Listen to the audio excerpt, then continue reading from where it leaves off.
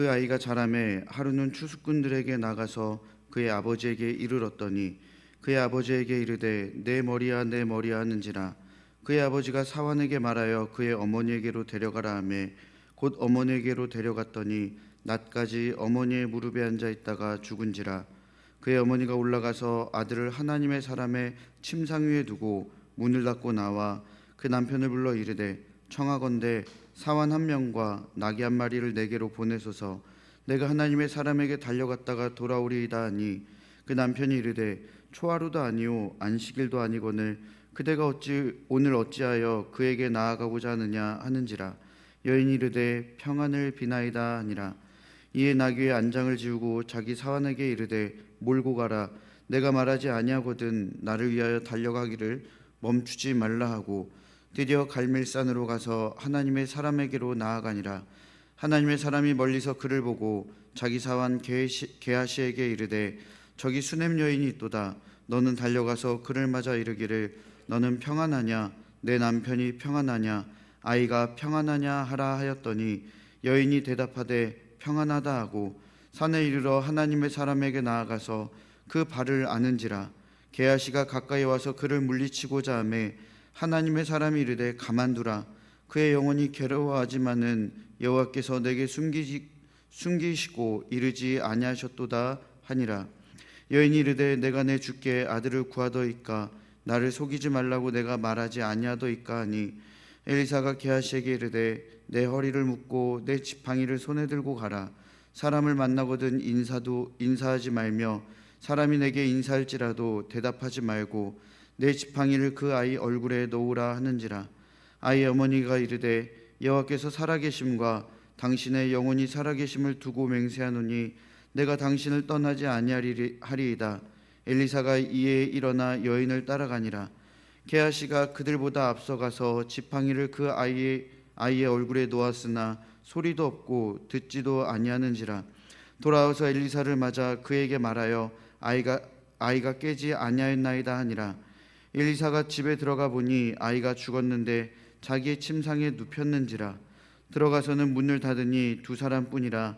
엘리사가 여호와께 기도하고 아위 위에 올라 엎드려 자기 입을 그의 입에 자기 눈을 그의 눈에 자기 손을 그의 손에 대고 그의 몸에 엎드리니 아이의 살이 차차 따뜻하더라. 엘리사가 내려와 집 안에서 한 번 이리저리 다니고 다시 아이 위에 올라 엎드리니 아이가 일곱 번 재채기하고 눈을 뜨는지라. 엘리사가 게하시를 불러 저 수냄 여인을 불러오라 하니 곧 부르매 여인이 들어가니 엘리사가 이르되 내 아들을 데리고 가라 하니라. 여인이 들어가서 엘리사의 발 앞에서 땅에 엎드려 절하고 아들을 안고 나가니라. 아멘. 우리가 방금 읽은 본문의 말씀은 18절부터의 말씀입니다. 이 바로 앞절인 17절에서는 하나님의 사람을 세심하게 배려한 수냄 여인에게 전혀 기대하지 않았던 선물과 같은 아들이 태어나는 장면으로 또한 마무리가 됩니다. 하지만 이 18절에 나오는 그 내용부터는 그 선물과 같은 외동아들이 갑작스럽게 죽게 되는 그러한 장면을 보여줍니다. 아이가 어느 정도 자랐습니다. 추수할 때 아버지가 있는 밭에 나아갔는데 갑자기 머리가 아프다고 그렇게 소리를 치죠. 말을 할 정도이니 어느 정도 시간이 지났다라는 것을 우리는 생각해 볼 수 있습니다. 아버지는 종에게 아이를 어머니에게 데려가라고 명령합니다. 종은 아이를 어머니에게 데려다 주죠. 그리고 그 머리가 아프다고 한 아이는 어머니 무릎 위에 누워있다가 죽고 맙니다. 너무나도 비극적인 장면입니다. 정말 어렵게 생각지도 않게 얻었던 아들이 지금 그 엄마의 무릎 위에서 죽었다라는 것, 너무나도 비극적이고 슬픈 장면이죠. 이 어머니의 마음이 얼마나 아프고 슬프겠습니까?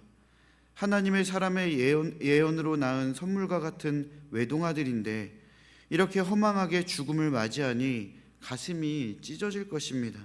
하지만 이 여인의 행동은 우리의 생각과 너무나도 다르다는 것을 이어지는 장면을 통해 확인할 수가 있습니다. 이 여인은 21절에서 죽은 아들을 하나님의 사람의 침상 위에 두고 그 방의 문을 닫고 나옵니다. 아이가 죽었다라는 것을 다른 이에게 알리지도 않습니다. 슬퍼 울지도 않습니다. 아이의 시신을 하나님의 사람의 침상 위에 두고 아무도 알지 못하도록, 또한 그곳에 접근하지 못하도록 문을 닫고 나옵니다. 그리고 이어지는 22절에서는 더 놀라운 행동을 보이죠. 보통 자녀가 죽으면 누구에게 가장 먼저 이 슬픈 소식을 전하겠습니까? 당연히 배우자에게 이 슬픔을 이야기하고 나누지요. 하지만 이 여인의 행동은 22절의 말씀을 보면 그 남편을 불러 이르되 청하건대 사환 한 명과 나귀 한 마리를 내게로 보내소서. 내가 하나님의 사람에게 달려갔다가 돌아오리이다 하니, 남편에게 아이가 죽었다라는 말을 하지 않습니다. 그 말 대신 사환 한 명과 나귀 한 마리를 나에게 내달라고 이야기합니다. 빨리 하나님의 사람에게 달려갔다가 돌아오겠다라고 이야기를 하죠. 이에 남편은 이렇게 말합니다. 아니, 왜 오늘 가려 하시오? 오늘은 초하루도 아니고 안식일도 아니지 않소. 이 남편의 말을 통해 우리는 당시에 초하루나 안식일에 하나님의 사람을 찾아가는 관습이 있었다라는 것을 알 수 있게 됩니다. 사람들은 초하루나 안식일에 하나님의 사람을 찾아가 하나님의 그 말씀을 들었던 것이죠. 남편으로서는 지금 아내의 행동이, 그러니까 갑작스러운 행동이 이해가 되지 않았습니다.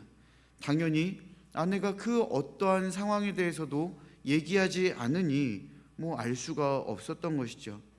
그런데 남편이 이 이야기를 할 때 여인은 또한 놀라운 대답을 합니다. 평안을 비나이다. 다른 얘기를 하지 않고요, 딱 이 한마디만 합니다. 평안을 비나이다. 여러분, 히브리 성경은 이 여인의 대답을 단 하나의 단어로 기록합니다. 샬롬. 샬롬이 어떠한 의미입니까? 평안하세요. 잘 될 겁니다. 걱정 마세요. 남편은 지금 아이가 죽은 것을 모르고 있습니다. 게다가 아내가 하나님의 사람을 만나려 가는 이유도 모릅니다. 하지만 아내는 남편에게 확실하게 이 말을 합니다. 샬롬. 딱 이 말 한마디를 하죠. 아내는 하나님의 사람인 엘리사를 시급하게 만나야 하기에 짧게 대답했다라고 우리는 생각할 수도 있지만, 이것이 바로 이 위급한 순간에 여인의 마음에 확실하게 자리 잡은 믿음인 것입니다. 샬롬. 여러분, 이 여인이라고 안 놀랐겠습니까? 엄청 놀랐겠지요. 지금 그런데 넋이 나가서 헛소리를 하는 것도 아닙니다. 이 여인은요, 지금 그 어느 때보다 정신이 더욱더 선명합니다. 믿음과 소망을 품고 지금 나아가고 있는 모습을 보여주는 것이죠. 여인은 종이 무는 나귀에 탑니다. 자신이 특별하게 말하지 않는 한 최대한 빨리 달려가라고 명령합니다. 나귀는 여인을 태우고 엘리사가 있는 갈멜산에 도착을 하죠. 엘리사는 멀리서 이 여인이 오는 것을 보고 자신의 종인 게하시에게, 수넴 여인에게 샬롬이라는 인사를 건네라고 합니다.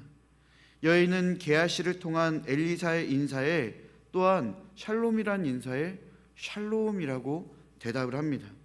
내 남편도 샬롬, 아이도 샬롬, 모든 것이 다 샬롬이라는 의미로 샬롬을 이야기하죠. 그런데 여러분, 여인의 진짜 마음이 지금 평안할까요? 절대로 평안하지 않습니다. 현실은 평안하지 않죠. 이 여인이 바란 것은 평안하지 않은 현실에 하나님의 사람인 엘리사를 통해 진정한 샬롬을 얻고자 하는 그러한 마음이 간절했던 것입니다. 그리고 그녀는 샬롬의 그 은혜를 믿었습니다. 여인이 드디어 엘리사 선지자를 만납니다. 그녀가 엘리사 선지자를 만나자마자 한 행동은 엘리사의 발을 붙잡는 것이었습니다. 이 당시의 고대 근동의 문화에서 이러한 행동은 굉장히 무례한 행동이었습니다. 그래서 그 종 게하시가 이 여인을 떼어놓으려고 했다라고 성경에도 그 상황을 요약하고 있죠. 이 행동을 통해 그녀가 얼마나 가슴이 아프고 슬픈지를 우리는 헤아릴 수가 있습니다.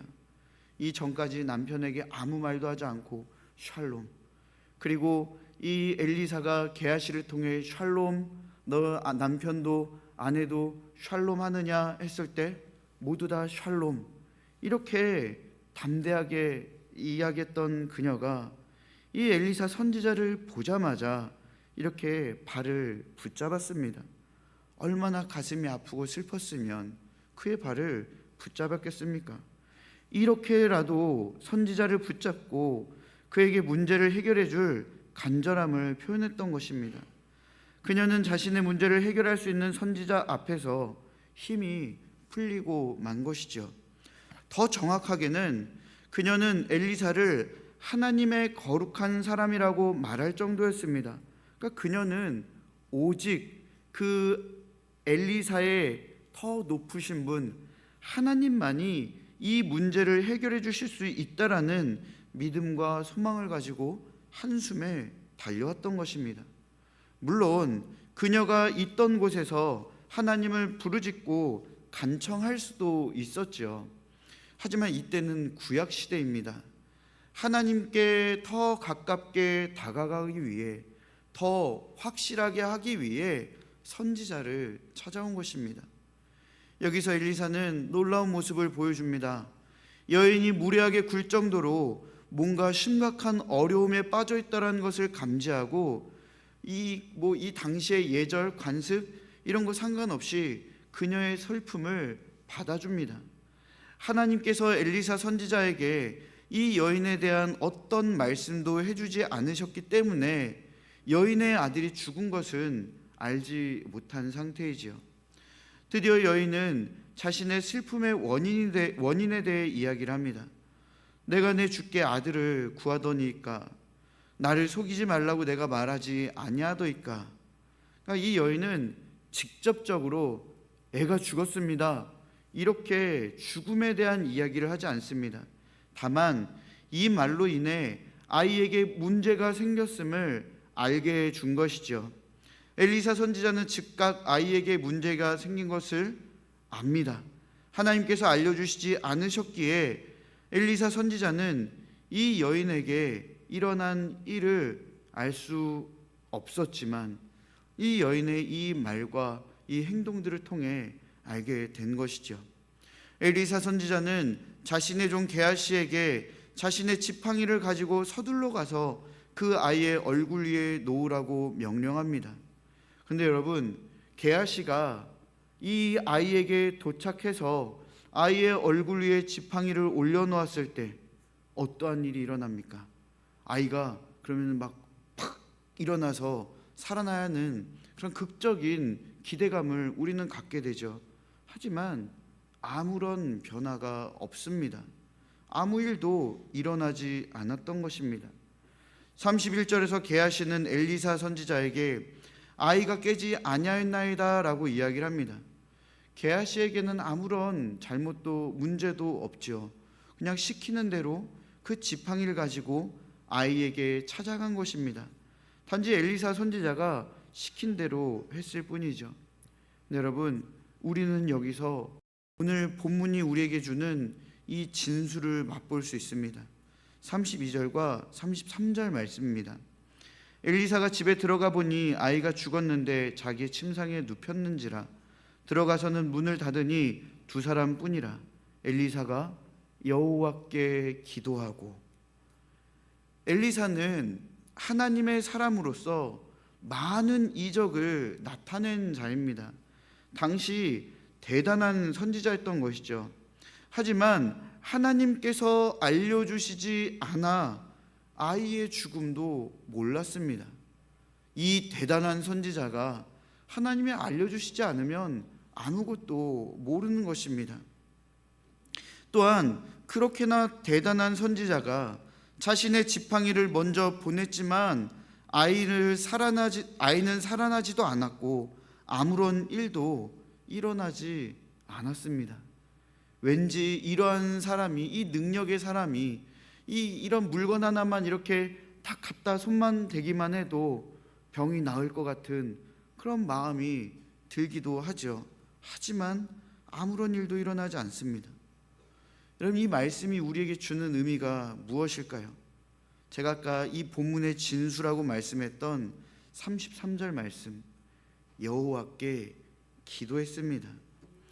엘리사 선지자의 능력은 하나님의 능력이라는 것입니다. 그가 스스로 한 것이 하나도 없고 하나님이 아니면 아무런 능력도 아무런 지혜도 아무런 힘도 할 수 없는 그러한 존재라는 것입니다. 엘리사 선지자는 하나님께서 알려주셔야 알고 하나님께서 사용해 주셔야 기적을 베풀 수 있었던 것입니다. 다시 33절을 보십시오.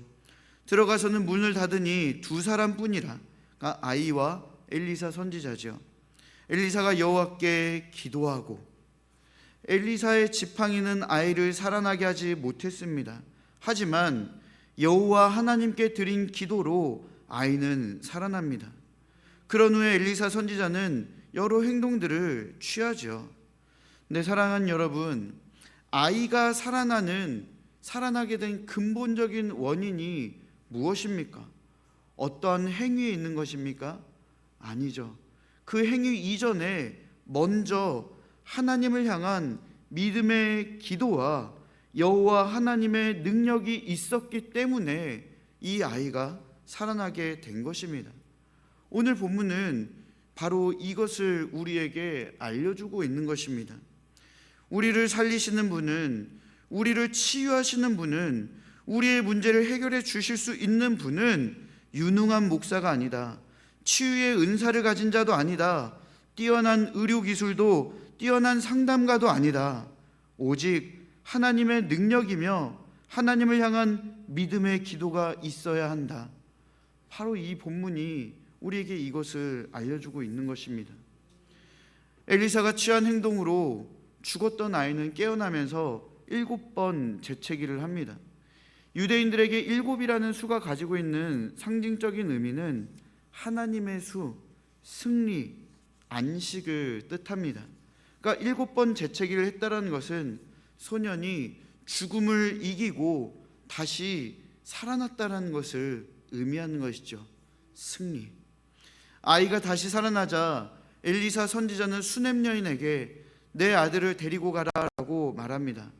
여기서 데리고라는 그 단어는요, 아이를 팔에 안으라라는 의미를 가지고 있습니다. 그녀에게 살아있는 아이를 느끼라는 그러한 표현입니다. 그렇죠. 아이가 살아났습니다. 죽었던 아이가 살아난 것입니다. 엘리사 선지자는 그녀에게 하나님의 능력, 하나님의 기적, 하나님의 사랑을 몸으로 경험하라고, 느껴보라고 지금 아이를 팔에 안으라라고 이야기하는 것입니다. 사랑하는 여러분, 오늘 본문은 우리에게 수넴 여인의 믿음을 가르쳐 줍니다. 이 여인의 믿음을 엿볼 수 있었던 것은 하나님의 능력을 신뢰하는 샬롬에 있었습니다. 수넴 여인은 남편에게 샬롬을 말했습니다. 아이가 죽었을 때 남편에게 평안하세요, 걱정하지 마세요, 잘 될 거예요 라고 말을 하죠. 남편은 아이가 죽은 것도 모르고 있었습니다. 그녀가 그렇게 말했던 것은 그녀는 확신했기 때문입니다. 아이에게 별일이 없을 것을, 걱정하지 않아도 될 것을, 그리고 다 잘 될 것을 그녀는 확신했습니다. 설령 하나님께서 이 아이를 살리지 않는다 할지라도 그녀에게 있어서 이 또한 하나님께서 잘 이끌어 주신 것이라는 믿음이 있었을 것입니다. 그녀는 아이가 살아난다라는 그래도 그러한 믿음을 가지고 다시 한번 샬롬을 외쳤던 것이죠. 뿐만 아니라 수넴 여인은 믿음을 가진 샬롬뿐만 아니라 소망을 가지고 샬롬을 외치게 됩니다. 이 여인의 상황이 지금 평안할 상황이 아니죠. 아이가 죽은 상황입니다. 얼마나 금쪽 같은 자녀입니까? 그런 아이가 죽었으니 그녀에게는 모든 소망이 끊어진 것 같은 느낌이었을 것입니다. 하지만 그렇게 소망이 끊어진 그녀에게는 끊어지지 않는 또 다른 소망이 있었습니다. 바로 만군의 여호와 하나님, 소망의 하나님께서 이 아이를 주셨으니 하나님께서 주신 이 아이가 살아날 것이라는 소망을 가지고, 하나님께서 인도해 주실 것이라는 소망을 가지고 평안하지 않은 상황에서도 샬롬을 외친 것이죠. 그리고 우리는 수넴 여인을 통해 배울 수 있는 것은 믿음과 소망을 가진 샬롬만이 아니죠. 그녀가 엘리사 선지자를 보자마자 어떠한 행동을 취합니까? 매달립니다. 엘리사를 떠나지 않겠다라고 끝까지 매달립니다. 그녀는 문제를 해결받기 위하여 끝까지 매달렸습니다. 믿음과 소망을 가지고 샬롬을 외쳤으며 끝까지 매달리는 그러한 모습을 보여준 것이죠. 사랑하는 여러분, 하나님께서 오늘 성경을 통해 우리에게 말씀하십니다. 너희의 모든 문제 앞에서 믿음과 소망의 샬롬을 외쳐라. 끝까지 매달려라. 그리고 능력의 하나님을 향해 믿음의 기도를 해라. 무엇이 이 여인의 문제를 해결합니까? 바로 하나님을 향한 믿음의 기도가 이미 죽은 수넴 여인의 아이까지도 살리는 놀라운 하나님의 능력을 보여주신 것입니다. 믿음의 기도는요, 죽은 자도 살린다라는 것입니다. 사랑하는 여러분, 오늘 여러분의 삶에 샬롬이 선포되길 소망합니다. 믿음을 가지고 샬롬을 외치십시오. 소망을 가지고 샬롬을 외치십시오. 불가능할 것 같은 일이라도 하나님께 끝까지 매달리며 믿음으로 기도하십시오. 빌립보서 4장 6절, 아무것도 염려하지 말고 다만 모든 일에 기도와 간구로 너희 구할 것을 감사함으로 하나님께 아뢰라. 그리하면 모든 지각에 뛰어난 하나님의 평강이 그리스도 예수 안에서 너희 마음과 생각을 지키시리라. 아멘. 이 말씀을 준비하면서 또 묵상하면서 문득 마음이 많이 슬퍼졌습니다. 왜 슬퍼졌냐면 요즘 큰 문제는 있진 않았지만 제 마음 가운데 평안이 없었습니다. 그런데 이 본문의 말씀을 묵상하면서 나는 왜 이 샬롬을 잊고 있었는가? 왜 부어주신 은혜를 누리지 못하고 있었는가? 왜 괴로워하고, 왜 고민하고, 왜 속상해하는가? 그런 모습의 저를 생각하니 그래서 슬퍼졌던 것입니다. 여러분, 이곳에 있는 모든 분들이 저와 같이 샬롬의 은혜가 부어지고 있는데도 그 샬롬의 은혜, 샬롬의 평강을 놓치지 않기를 바라고 소망합니다. 오히려 이 샬롬이 주는 은혜와 평강을 누리시는 여러분과 제가 되기를 소망합니다. 여러분, 옆 사람을 좌우로 이렇게 한번 보십시오. 앞뒤로 보셔도 돼요. 네, 옆에 계신 분들 친하신 분들이실 수도 있고 생면부지의 사람일 수도 있습니다. 근데 그러한 옆 사람에게 이러한 마음을 한번 품어볼까요? 하나님께서 당신을 사랑하십니다. 하나님께서 당신의 모든 근심과 괴로움을 아십니다. 하나님께서 당신의 모든 문제를 알고 계십니다. 하나님께서 당신을 향한 계획이 있으십니다. 하나님께서 때에 맞게 일하실 것입니다. 하나님께서 회복시켜 주실 것입니다. 하나님께서 일으켜 세워 주실 것입니다. 하나님께서 능력의 손길로 붙들어 주실 것입니다. 하나님은 지금 이 순간도 그리고 앞으로도 영원히 당신과 함께 하실 것입니다. 우리 이러한 믿음과 소망의 마음을 담아 옆 사람에게 샬롬이라고 함께 인사했으면 좋겠습니다. 샬롬. 네. 그리고 여러분 주변의 병으로 고통받는 가족들 그리고 교회의 환우들을 잠깐 생각하시면서 우리 하늘을 향해 샬롬이라고 한번 같이 외쳐볼까요? 샬롬. 네. 사랑하는 여러분, 마음이 병든 자에게 육체 질병으로 고통받는 자들에게, 삶이 고단한 자들에게 샬롬의 평안이 찾아올 것을 믿습니다. 하나님의 평강이 그리스도 예수 안에서 샬롬을 확신하며 외치는 여러분의 마음과 생각을 지켜주시고 여러분의 인생과 영혼에 진정한 샬롬을 이루어 주시길 축원합니다. 사랑하는 여러분, 오늘도 샬롬입니다. 기도하겠습니다.